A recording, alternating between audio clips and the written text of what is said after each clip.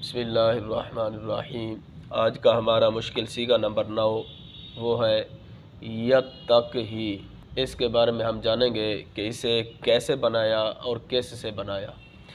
یتق ہی، پہلے اس کی اصل نکالیں گے، ایسی صورت کے اندر صیغہ بتانا ہمارے لیے آسان ہو جائے گا۔ یتق ہی، اس کا جو اصل وزن ہے وہ ہے یو تاکیو۔ یتق ہی اصل میں تھا یو تاکیو بر وزن یج تانیبو۔ اب یہ وزن بن گیا یفتعلو یج تانیبو کا، باب افتعال کا، واحد مذکر غائب فعل مضارع کا یہ وزن بن گیا یو تاکیو یج تانیبو۔ تو یہ صیغہ اب کون سا بنے گا؟ صیغہ واحد مذکر غائب، بحث فعل مضارع مثبت معروف، ثلاثی مزید فی، غیر ملحق بربائی، با حمزہ وصل، لفیف مفروق، از باب افتعال، کیونکہ اس کے اندر جو حروف اصلی ہیں وہ ہے واو کاف یا، یہ حروف اصلی ہیں، تو دو حرف علت جدا جدا آئے، ایسی صورت کے اندر اسے لفیف مفروق کہا۔ اب قاعدہ یہ ہے کہ اگر باب افتعال کے فا کلمہ کے اندر واو آ جائے یا آ جائے، اسے طے افتعال کی جنس کرنا، پھر جنس کا جنس میں ادغام کرنا واجب ہے۔ تو اب باب افتعال ہے، اس کے فا کلمہ کے اندر واو آ گئی، اسے اس طے افتعال کی جنس کریں گے، یعنی اسے بھی تا کر دیں گے، پھر تا کا تا میں ادغام کر دیں گے، تو ایسی صورت کے اندر میں یہ کیا بن جائے گا؟ یتقیو، کیونکہ یو تاکیو تھا تو اسے تا افتعال کی جنس کریں گے تو یہ بن جائے گا یت تاکیو، تا کا تا میں ادغام یتقیو بن جائے گا۔ اب یا کے اوپر ضمہ ثقیل ہے، اسے گرا دیں گے تو یہ کیا بن جائے گا؟ یتقی۔ قاعدہ یہ ہے کہ فعل مضارع کے وہ 5 صیغے جن کے آخر میں ضمہ اعرابی آتا ہے، یعنی وہ کون سے 5 صیغے؟ واحد مذکر غائب، واحد مؤنث غائب، واحد مذکر حاضر، واحد متکلم، متکلم مال غائب، تو یہ واحد مذکر غائب ہے۔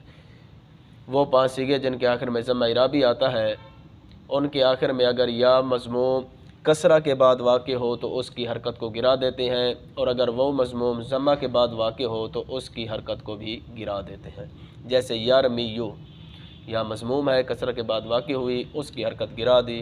اسی طرح ید او، اصل میں ید او تھا تو وہ مضموم ضمہ کے بعد واقع ہوئی، اس کی حرکت گرا دی۔ یہ ثقیل ہونے کی وجہ سے ان کی حرکت کو گرا دیا جاتا ہے، اس کی حرکت کو گرایا تو یہ بن گیا یتقی۔ اب اس کا پیچھے عطف ہے، قرآن مجید میں موجود ہے، من یطع اللہ ورسولہ ویخشی اللہ ویتقہ، پیچھے من شرطیہ ہے، اس نے عمل کیا، یطع اللہ یہاں پر اس نے جازم دی، یہ تو الساکن اذا حرک حرک بالکسر کے تحت عین کے نیچے کسر آیا ہے آگے ملانے کے لیے۔ اسی طرح یخشا، اس کے آخر میں بھی حرف علت تھی، وہ بھی گر گئی۔